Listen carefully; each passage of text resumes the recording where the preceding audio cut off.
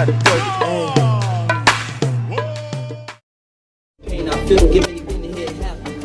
Sobat Polma, di saat momen pesiar panjang Nataru, pastinya tidak menghambat aktivitas positif kami. Salah satunya adalah olahraga rutin. Kami tetap melakukan aktivitas fisik untuk menjaga kebugaran fisik, yang pastinya dengan tubuh yang fit akan mendukung aktivitas sehari-hari kami saat berada di luar kampus.